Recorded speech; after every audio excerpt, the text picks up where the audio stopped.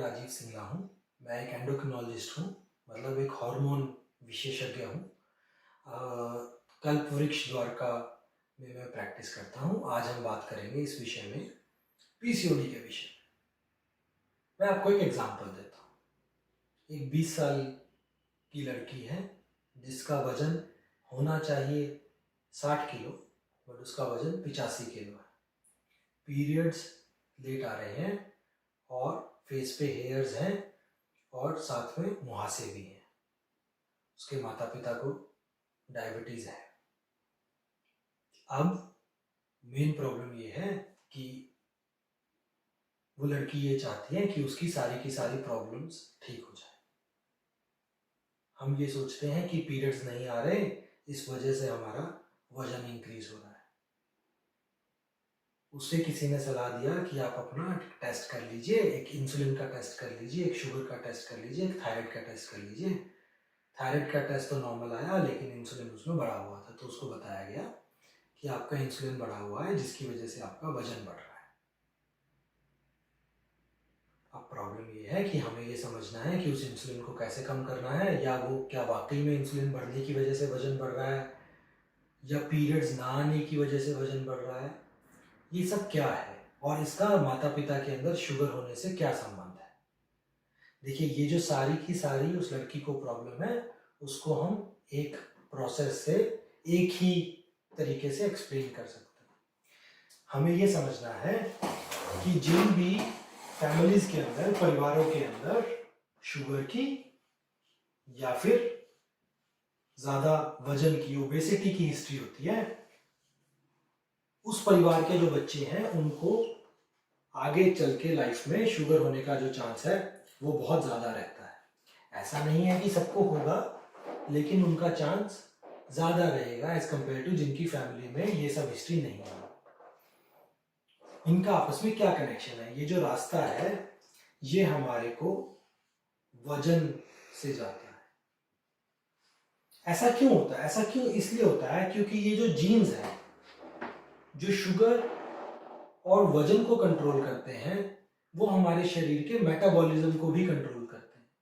हमने ये देखा कि अगर 3 लोग सेम डाइट और सेम एक्सरसाइज को फॉलो करते हैं, हो सकता है एक जने का वजन बढ़ता रहे, दूसरे का वजन कम होता रहे और तीसरे का वजन सेम रहे।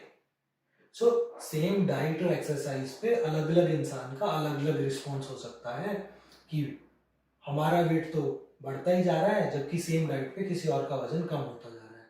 ये इस वजह से है कि हमारे को जो हमने जीन्स में इनहेरिट किया वो मेटाबॉलिज्म कैसा है। अगर मेरा मेटाबॉलिज्म स्लो है, सो जो सेम अमाउंट ऑफ डाइट और ज्यादा एक्सरसाइज करने के बावजूद मेरा शरीर उस एनर्जी को यूज नहीं कर पाएगा, जिसकी वजह से जो मेरा वजन है, जो मेरे शरीर के अंदर फैट है, वो धीरे धीरे करके बढ़ता जाएगा। अब ये फैट क्या करता है? ये फैट करता ये है कि जो हमारे शरीर के अंदर एक हार्मोन है जिसको हम लोग बोलते हैं इंसुलिन। ये हम सबको मालूम है कि इंसुलिन का काम क्या है। इस इंसुलिन का काम है शुगर को कंट्रोल करना। ये फैट इस इंसुलिन को शुगर कंट्रोल करने के लिए इनइफेक्टिव कर देता है। इंसुलिन तो रहेगा लेकिन वो काम नहीं कर पाएगा, जिसकी वजह से हमारा जो शुगर है वो धीरे धीरे करके बढ़ सकता है।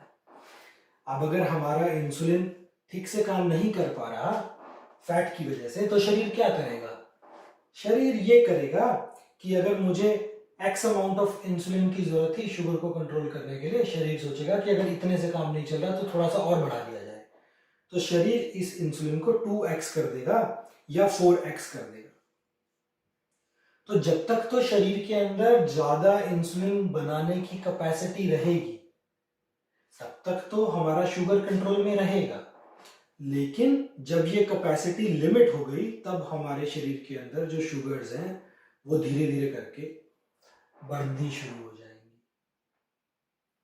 सो जो हमारे अंदर फैट ज्यादा है, जो हमारा वेट ज्यादा है, वो डायबिटीज को डायरेक्टली कंट्रीब्यूट करता है। लेकिन ये जो सारा प्रोसेस है, क्या उसका पीसीओडी से कोई कनेक्शन है? बिल्कुल है। ये जो हमारे शरीर के अंदर इंसुलिन इनइफेक्टिव हुआ है, ये इनइफेक्टिवनेस जो है जो ठीक से काम नहीं कर रहा है, वो सिर्फ शुगर कंट्रोल करने के लिए इनइफेक्टिव हुआ है। लेकिन इस इंसुलिन के शरीर के अंदर जो बाकी के काम है, उसके लिए जो सेंसिटिविटी है, उसके लिए जो इसकी पोटेंसी है, वो अभी भी सेम है। सो पहले तो ये क्या करेगा, स्किन में जाएगा और जितने भी स्किन फोल्ड्स हैं उनको डार्क कर देगा।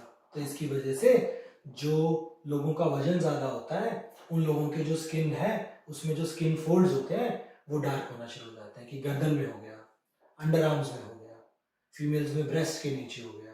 सो ये वाले जो सारे एरियाज हैं वो डार्क होने शुरू हो जाएंगे। दूसरी चीज ये क्या करता है कि ये ओवरीज में जाएगा, जिसको हम हिंदी में अंडकोश भी बोलते हैं, वहां जाएगा। हर महीने जो पीरियड्स होते हैं उसके साथ में जो एक अंडकोश से एक अंडा या ओवम जिसे हम बोलते हैं वो रिलीज होता है। उसको बनने से नहीं रोकेगा, लेकिन उसको रिलीज नहीं होने देगा। अगर ये उसको रिलीज नहीं होने देगा तो फिर पीरियड्स में गड़बड़ हो जाएगी, पीरियड्स टाइम पे नहीं आएंगे। फिर धीरे धीरे करके, क्योंकि ये बन तो रहे ही हैं ओवम, ये पेरिफेरी पे लाइन अप हो जाएंगे। फिर इसको अल्ट्रासाउंड किया जाएगा तो आपको बताया जाएगा कि आपको पीसीओडी हो गया है। अब शरीर एक ओवम से तो जो हार्मोन बन रहे हैं उसको कंट्रोल कर सकता है, बट जब ये 12-15 हो जाते हैं तो शरीर इनसे हार्मोन को कंट्रोल नहीं कर पाएगा। उसकी वजह से क्या होगा कि मेल हार्मोन और फीमेल हार्मोन का जो रेशियो है वो हमारे शरीर में गड़बड़ हो जाएगा, वो बढ़ जाएगा। उसकी वजह से 3 फर्दर कॉन्सिक्वेंस हो सकते हैं कि सर से बाल गिरेंगे, स्कैल्प से, क्योंकि जो मेल हार्मोन होते हैं वो सिर से बाल गिराते हैं। चेहरे पे बाल होने शुरू हो जाएंगे और एकने हो जाएंगे, क्योंकि फीमेल बॉडी के अंदर जो एकने होते हैं और चेहरे पे बाल होते हैं वो मेल हार्मोन के बढ़ने से होते हैं। तो अब आप देख सकते हैं कि ये जो पूरा प्रोसेस है वो सब चीजें आपस में कनेक्टेड है। अब इसमें 2 चीजें आपको नोटिस करनी है जो हमने शुरू में क्वेश्चन आंसर करने की कोशिश करी थी। इंसुलिन बढ़ा, उसकी वजह से वेट नहीं बढ़ा, वेट बढ़ने की वजह से इंसुलिन बढ़ा। वेट बढ़ने की वजह से इंसुलिन बढ़ा, इंसुलिन बढ़ने की वजह से पीरियड्स में प्रॉब्लम हुई, ना कि पीरियड्स बंद होने की वजह से वेट बढ़ा। अब जो पीसीओडी का इलाज हमने करना है, अगर हम सोचें कि हमें पीसीओडी का इलाज करना है, हमें पहले तो ये समझना है कि पीसीओडी नॉर्मल और डायबिटीज के बीच की एक स्टेज है। तो पीसीओडी एक प्री डायबिटिक स्टेट है। अगर हमने अपने वजन को कम नहीं किया और हमारे को पीसीओडी है, बहुत ज्यादा चांस है कि फ्यूचर में हमारे को डायबिटीज हो सकता है। दूसरी चीज ये है, अब हम आपको एक पीरियड्स को कम करने की दवाई दे सकते हैं, पीरियड्स को नॉर्मल करने की दवाई दे सकते हैं, या फिर ये जो चेहरे पे मुहासे हैं या फेशियल हेयर्स हैं उनको कम करने के लिए भी एक दवाई दे सकते हैं। कुछ लोग इस चीज की भी दवाई देते हैं कि इस इंसुलिन का जो असर है वो थोड़ा सा बढ़ जाए, लेकिन फिर ये दवाइयां हमें हो सकता है जिंदगी भर खानी पड़े, क्योंकि इन दवाइयों की जरूरत तब तक खत्म नहीं होगी जब तक हमारा वजन कम नहीं होगा। तो अगर हम ये चाहते हैं कि हमारे को फ्यूचर में डायबिटीज ना हो और जितनी भी पीसीओडी की प्रॉब्लम्स हैं वो नेचुरल तरीके से बिना दवाइयों के ठीक हो जाए, उसके लिए हमारे को वजन ही कम करना पड़ेगा।